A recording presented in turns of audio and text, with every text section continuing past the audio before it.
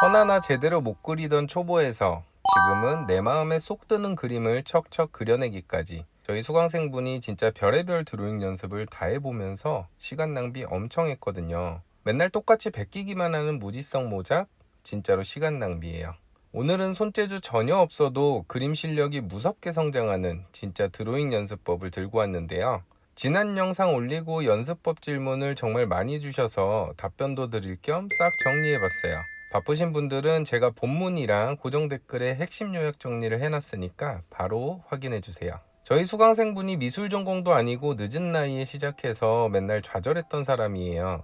그런 분도 성공했다면 여러분들은 훨씬 더 잘하실 수 있습니다. 그림을 시작하면 대부분 비슷한 과정을 거칩니다. 마음에 드는 그림을 발견합니다. 그리고 따라 그립니다. 한 장 완성하면 뿌듯합니다. 근데 며칠 뒤 새로운 사진을 꺼내면 다시 막막해집니다. 분명 저번에는 잘 그렸던 것 같은데 또 처음부터 어렵습니다. 그래서 더 많이 그립니다. 10장, 20장, 100장. 그런데 생각보다 실력이 늘지 않습니다. 왜 그럴까요? 많은 분들이 그림 실력은 단순히 많이 그리면 늘어난다고 생각합니다. 물론 어느 정도는 맞습니다. 하지만 더 중요한 것은 무엇을 반복하고 있는가입니다. 세계적인 심리학자이자 1만 시간의 재발견의 저자 앤더스 에릭슨은 이런 이야기를 합니다. 단순 반복은 실력을 만들지 않는다. 의도적인 연습이 실력을 만든다. 실제로 세계적인 운동선수, 음악가, 체스 선수들을 연구한 결과 실력이 빠르게 성장하는 사람들은 단순히 시간을 많이 투자한 것이 아니라 자신의 약점을 집중적으로 개선하는 연습을 했습니다. 그림도 똑같습니다. 무작정 따라 그리는 것은 반복일 수 있지만 의도적인 연습은 아닙니다. 예를 들어 건물을 하나 따라 그렸다고 해보겠습니다. 건물의 선도 봐야 하고 원근법도 봐야 하고 창문 비율도 봐야 하고 명암도 봐야 하고 구도도 봐야 합니다. 초보자 입장에서는 동시에 처리해야 할 정보가 너무 많습니다. 그러다 보니 결국 눈에 보이는 선만 따라가게 됩니다. 왜 이 선이 생겼는지, 왜 이 그림자가 생겼는지, 왜 이런 원근이 만들어졌는지는 이해하지 못한 채 말이죠. 교육심리학자 존 스웰러의 인지부화 이론은 사람의 뇌는 한 번에 처리할 수 있는 정보량이 제한되어 있다는 이야기를 합니다. 초보자가 복잡한 건물을 그릴 때는 이미 뇌가 과부하 상태가 됩니다. 형태도 어렵고 비율도 어렵고 원근도 어렵고 명암도 어렵습니다. 그러니 결국 가장 쉬운 행동을 하게 됩니다. 바로 눈에 보이는 것을 그대로 베끼는 것입니다. 하지만 이렇게 되면 그림은 완성할 수 있어도 실력은 남지 않습니다. 반대로 실력이 빠르게 성장하는 사람들은 한 번에 하나씩 해결합니다. 오늘은 선만 연습합니다. 내일은 도형만 연습합니다. 그 다음에는 비율만 비교합니다. 명암만 연습하는 날도 있습니다. 굉장히 단순해 보입니다. 그런데 오히려 이런 방식이 훨씬 빠릅니다. 왜냐하면 뇌가 한 가지 문제에 집중할 수 있기 때문입니다. 제가 온라인 클래스 기초반에서 첫 주에 선 연습부터 시작하는 이유도 여기에 있습니다. 많은 분들이 처음에는 의아해합니다. 하지만 실제로 선은 그림의 가장 작은 단위입니다. 선이 흔들리면 형태가 흔들리고 형태가 흔들리면 명암이 흔들립니다. 결국 완성자까지 흔들리게 됩니다. 그래서 가장 작은 요소부터 차근차근 쌓아야 합니다. 실제로 수강생분들의 변화를 보면 더 명확합니다. 처음에는 와인잔 하나도 제대로 그리지 못합니다. 비율이 틀어지고 축이 흔들리고 타원이 찌그러집니다. 그런데 선을 배우고 도형을 배우고 형태를 배우고 명암을 배우면서 그림이 달라지기 시작합니다. 6주가 지나면 같은 사람이 그렸다고 믿기 어려울 정도로 변화합니다. 이게 재능일까요? 아닙니다. 손재주가 갑자기 생긴 걸까요? 그것도 아닙니다. 그림을 보는 방식이 바뀐 겁니다. 예전에는 와인잔을 그냥 와인잔으로 봤습니다.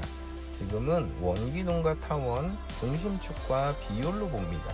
예전에는 한옥을 그냥 한옥으로 봤습니다. 지금은 육면체 구조와 원근법, 공간감으로 봅니다. 결국 그림 실력은 손의 문제가 아니라 관찰의 문제입니다. 그리고 이 부분은 마인드셋의 저자 캐럴 드웩의 연구와도 연결됩니다. 실력이 늘어나는 사람들은 결과보다 과정을 분석합니다. 나는 그림을 못 그려 라고 생각하는 대신 내 비율이 왜 틀어졌을까? 내 명암이 왜 이상할까를 고민합니다. 결과를 평가하는 사람이 아니라 문제를 분석하는 사람이 되는 것입니다. 그림도 결국 문제 해결의 연속입니다. 선을 통제하는 문제, 비율을 맞추는 문제, 명암을 이해하는 문제, 공간을 만드는 문제, 이 문제들을 하나씩 해결하다 보면 어느 순간 실력이 올라가 있습니다. 그래서 앞으로 그림을 그릴 때는 완성작 개수보다 더 중요한 질문을 하나 던져보세요. 나는 지금 무엇을 연습하고 있는가?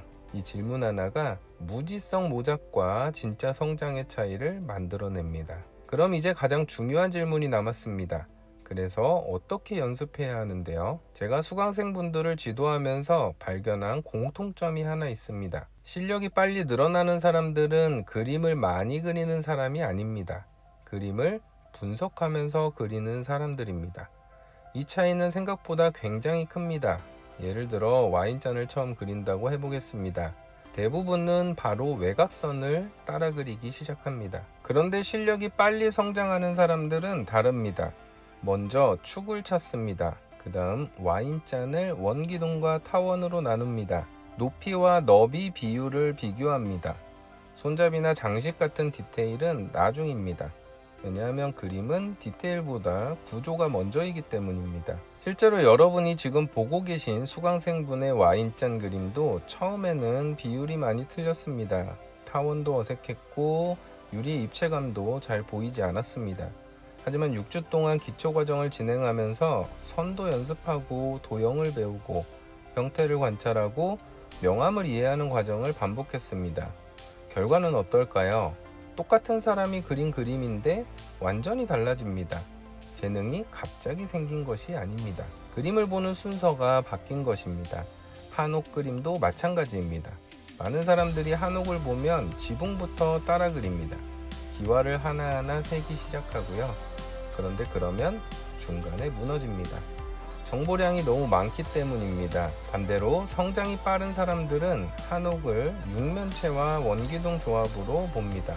먼저 큰 형태를 잡고 원근법을 맞추고 지붕의 흐름을 확인한 뒤 마지막에 기와 장식의 요소를 추가합니다.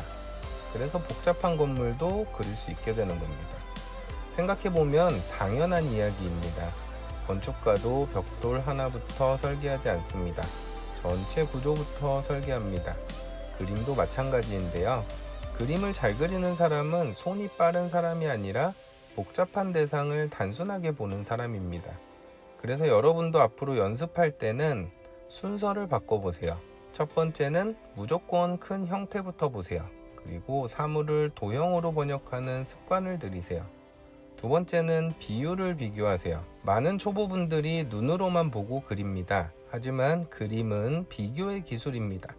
컵의 높이는 너비의 몇 배인지, 창문의 크기는 벽의 몇 분의 1인지, 지붕의 길이는 기둥 높이와 어떤 관계인지 계속 비교해야 합니다. 세 번째는 완성보다 관찰을 목표로 하세요. 그림을 완성하는 것은 결과입니다. 관찰력을 기르는 것은 실력입니다. 오늘 그림 한 장을 완성하지 못하더라도 형태를 이해했다면 성장한 겁니다.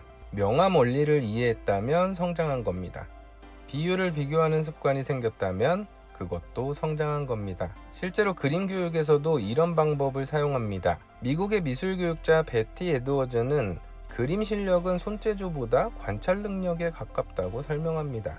결국 잘 그리는 사람과 못 그리는 사람의 차이는 손이 아니라 보는 방식이라는 이야기입니다. 그래서 저는 그림을 배울 때 항상 이런 말을 합니다. 그림은 따라 그리는 기술이 아니라 분석하는 기술입니다. 사진을 보더라도 왜 이런 형태가 나왔는지, 왜 이런 명암이 생겼는지, 왜 이런 구도를 선택했는지 생각해 보세요. 그 순간부터 여러분은 더 이상 모작을 하는 사람이 아닙니다. 그림을 공부하는 사람이 됩니다. 그리고 그 차이가 6개월 뒤, 1년 뒤 엄청난 실력 차이를 만들어냅니다. 지금 여러분에게 필요한 것은 특별한 재능도 비싼 재료도 아닙니다. 연습량보다 먼저 연습 방향입니다. 무지성 모작 100장보다 사물을 이해한 그림 10장이 훨씬 강력합니다. 오늘부터는 그림을 완성하는 사람보다 그림을 분석하는 사람이 되어보세요. 그러면 여러분도 지금 보신 수강생분들처럼 스스로 놀랄 만큼 성장하게 될 겁니다. 똑같이 100시간을 투자해도 누군가는 제자리고 누군가는 눈에 띄게 성장합니다. 그 차이는 얼마나 많이 그렸냐가 아니라 무엇을 이해하며 그렸냐에 있습니다. 오늘 영상을 보셨다면 앞으로는 무지성 모작보다 나는 지금 무엇을 연습하고 있는지 이 질문을 꼭 해보시기 바랍니다. 아마 여러분의 그림 실력이 달라지는 시작점이 되실 겁니다. 그리고 그림을 처음 시작하는 분들을 위해 실제 수강생들에게 적용하는 그림 실력 성장 과정을 고정 댓글에 정리해 놨습니다. 막막했던 분들은 꼭 한번 확인해 보시고요. 영상이 도움이 되셨다면 구독과 좋아요 부탁드립니다. 여러분의 그림이 조금 더 쉬워질 수 있도록 다음 영상에서도 좋은 내용으로 찾아뵙겠습니다. 여러분의 그림 취미 생활을 응원합니다. 오늘도 좋은 하루 되세요. 감사합니다.